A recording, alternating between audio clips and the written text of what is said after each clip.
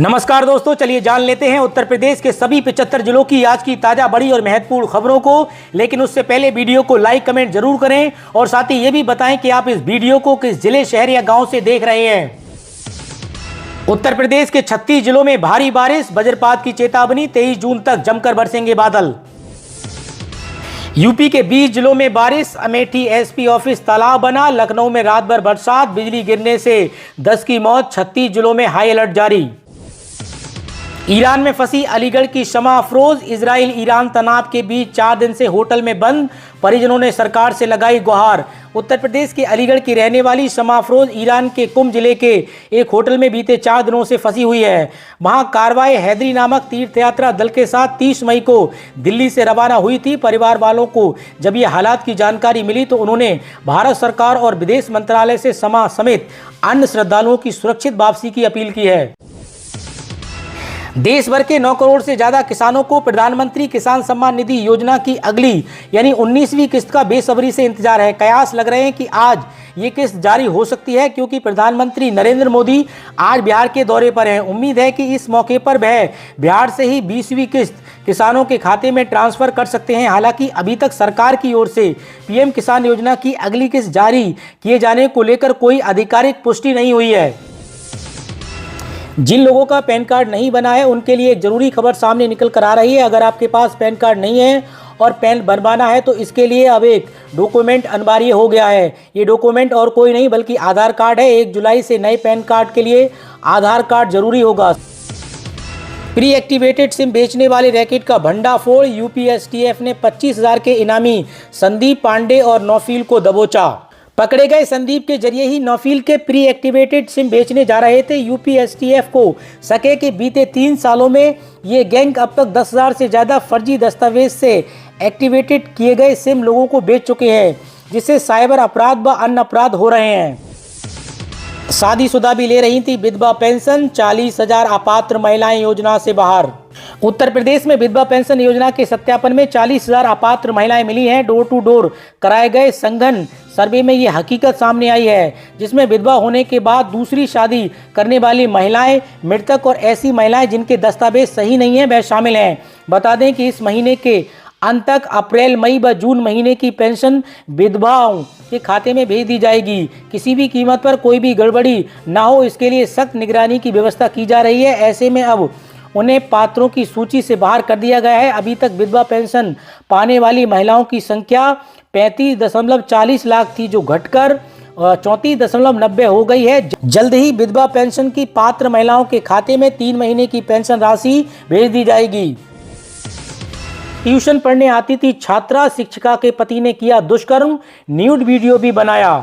उत्तर प्रदेश के मेरठ ब्रह्मपुरी थाना क्षेत्र में छात्रा से ट्यूशन पढ़ने वाली शिक्षिका प्रियंका के पति अभिषेक नागर ने दुष्कर्म किया। शिक्षिका और उसके पति ने छात्र की वीडियो भी बनाई और वायरल करने की धमकी देकर उससे नकदी और जेवरात भी मंगाकर हड़प लिए। पुलिस ने पीड़िता की मां की ओर से शिक्षिका प्रियंका और उसके पति अभिषेक नागर के खिलाफ पॉक्सो और दुष्कर्म का मामला दर्ज किया है। आरोपी अभिषेक नागर को गिरफ्तार कर कोर्ट में पेश किया, जहां उसे जेल भेज दिया गया है। शिक्षिका की तलाश जारी है। उत्तर प्रदेश की सियासत में डीएनए की बहस के बीच अब गांव की सरकार चुनने की कवायद ने राजनीतिक पारा चढ़ा दिया है। राज्य सरकार ने पंचायत चुनाव 2026 के लिए नए सिरे से परिसीमन की प्रक्रिया शुरू कर दी है। लेकिन ये सिर्फ ग्राम पंचायत चुनने की औपचारिकता नहीं है, बल्कि 2027 के विधानसभा चुनाव से पहले सबसे बड़ा सियासी लिटमस टेस्ट साबित होने वाला है। राजनीतिक दल इसे विधानसभा का सेमीफाइनल मानकर चल रहे हैं और इसकी तैयारियों में पूरी ताकत झोंक दी है।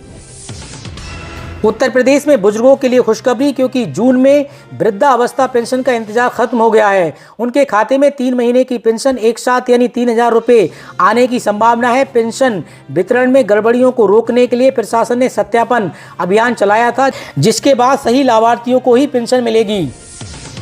उत्तर प्रदेश में गर्भवती महिलाओं, छोटे बच्चों को लेकर योगी सरकार नई योजना लागू करने जा रही है। जुलाई से ये योजना लागू हो जाएगी। दरअसल कुपोषण के खिलाफ लड़ाई को मजबूत करने के लिए उत्तर प्रदेश सरकार ने कुपोषण ट्रैकर में फेस रिकॉग्नाइजेशन सिस्टम को एकीकृत किया है। इससे गर्भवती महिलाओं, स्तनपान कराने वाली माताओं, किशोरों और 6 महीने से 6 साल की उम्र तक के बच्चों को टेक होम राशन का लक्ष्य और पारदर्शिता वितरण सुनिश्चित हो सके।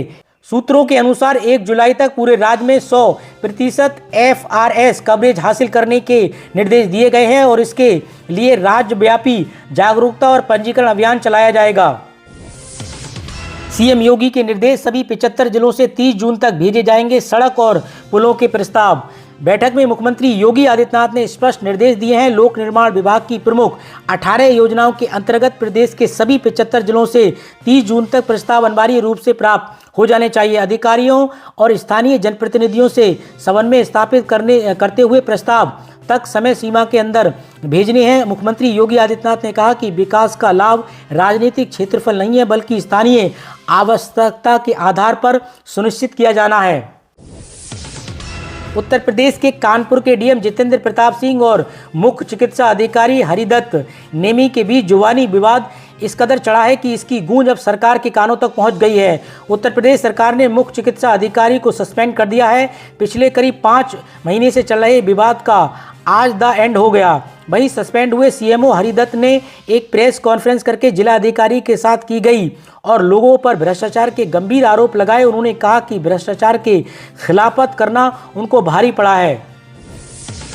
पंचायत चुनाव से पहले निदेशालय के 2 बड़े फैसले, 512 पंचायतें पूरी तरीके से समाप्त। त्रिस्तरीय पंचायत चुनाव की तैयारियों में पंचायत राज निदेशालय ने ग्राम पंचायतों के आंशिक पुनर्गठन का कार्य पूरा कर लिया है। इस पुनर्गठन में 512 ग्राम पंचायतें समाप्त हो गई हैं, जबकि 11 नई पंचायतें बनाई गई हैं।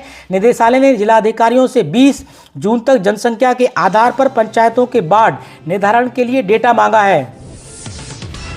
लाखों परिवारों की आजीविका पर सीधा प्रहार, योगी सरकार के फैसले का चंद्रशेखर आजाद ने किया विरोध। नगीना से सांसद चंद्रशेखर आजाद ने एक्स पर पोस्ट कर लिखा, उत्तर प्रदेश सरकार द्वारा राज्य के 27,965 प्राथमिक विद्यालयों को मर्ज करने का निर्णय न सिर्फ शिक्षा का विरोध है, बल्कि ये भारत के संविधान के अनुच्छेद 21A शिक्षा का अधिकार अधिनियम RTE एक्ट 2009 और नीति निर्देशक तत्वों के अनुच्छेद 46 सामाजिक न्याय की मूल भावना का स्पष्ट अवहेलना है। चंद्रशेखर आजाद ने कहा कि सरकार की इस नीति से 1,40,000 शिक्षकों और 56,000 शिक्षा मित्रों और 56,000 रसोइयों के पद अप्रासंगिक हो जाएंगे। ये केवल शिक्षा नहीं, लाखों परिवारों की आजीविका पर सीधा प्रहार है। इस फैसले से सबसे बड़ा नुकसान गांवों के बच्चों, विशेषकर दलित, आदिवासी, पिछड़े और गरीब तबकों को होगा। जिन स्कूलों को छोटा कहकर बंद किया जा रहा है, वे ही गांवों के बच्चों के लिए आत्मविश्वास, समुदाय का जुड़ाव और जीवन की बुनियादी पहचान है। प्रीपेड मीटर लगवाने वालों को बिजली दरों में 2% की छूट, यूपी पावर कॉरपोरेशन का प्रस्ताव। स्मार्ट प्रीपेड मीटर लगवाने वाले उपभोक्ताओं को बिजली दर में 2% तक की छूट मिल सकती है।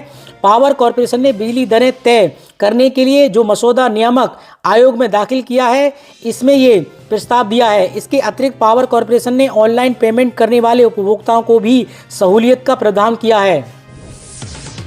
खत्म हुआ टीईटी पास शिक्षा मित्रों का 24 दिन से चल रहा धरना, सीएम के ओएसडी से मिलने के बाद हुआ फैसला।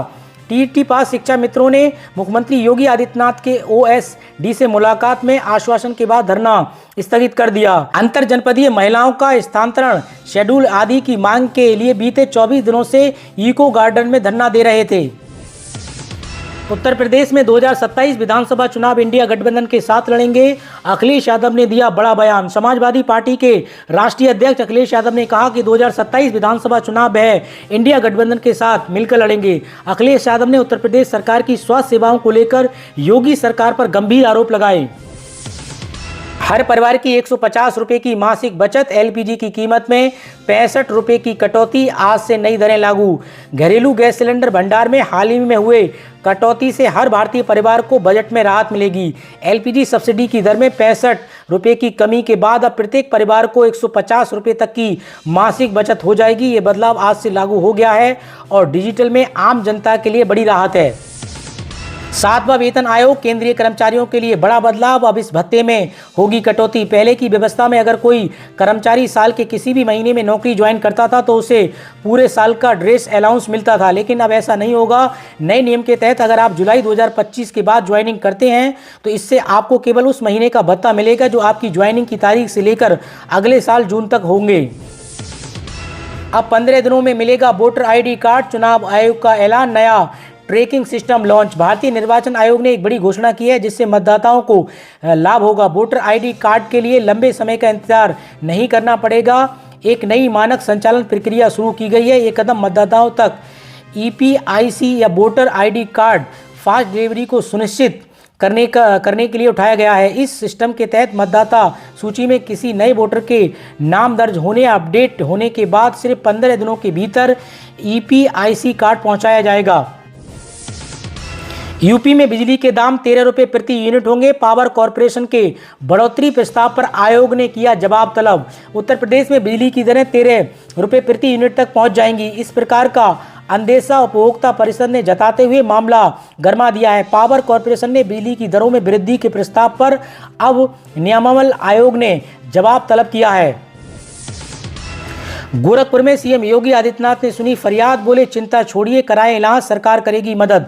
गोरखपुर में जनता दर्शन के दौरान मुख्यमंत्री योगी आदित्यनाथ ने 200 से अधिक लोगों की समस्याओं को सुना और अधिकारियों को उनके समाधान का निर्देश दिया। उन्होंने गंभीर बीमारी के इलाज के लिए आर्थिक सहायता मांगने वालों को आश्वासन दिया कि सरकार हर संभव मदद करेगी। जिनके पास आयुष्मान कार्ड नहीं है उनके इलाज के लिए भी सरकार विवेकाधीन कोष से सहायता प्रदान करेगी। बिजली बिल से छुटकारा पाने का मौका, सरकार ने शुरू की 300 यूनिट माफी योजना, तुरंत करें आवेदन। अगर आप लंबे समय से बढ़ते बिजली बिल से परेशान हैं और भुगतान नहीं कर पा रहे हैं तो आपके लिए एक बड़ी राहत भरी खबर है। सरकार ने फ्री बिजली योजना 2025 के तहत एक ऐसी योजना शुरू की है जिसके अंतर्गत पुराने बकाया बिजली बिल माफ किए जा रहे हैं और कुछ मामलों में मुफ्त बिजली देने की व्यवस्था भी की जा रही है। इस योजना का लाभ खासकर गरीब, मध्यम वर्गीय और ग्रामीण परिवारों को दिया जाएगा। आवेदन प्रक्रिया शुरू हो चुकी है और इच्छुक लाभार्थी तुरंत ऑनलाइन फॉर्म भर सकते हैं। मुसलमान नहीं करें सूर्य नमस्कार, इस्लाम में सूर्य नमस्कार हराम। मौलाना साबुद्दीन रजवी बोले ये हिंदुओं की पूजा, इस्लाम में सूरज को पूजना नाजायज। तो दोस्तों, उत्तर प्रदेश से जुड़ी खबरों में आज के लिए इतना ही। और अधिक खबरें जानने के लिए आप यूपी न्यूज़ 92 के साथ जुड़े रहिए।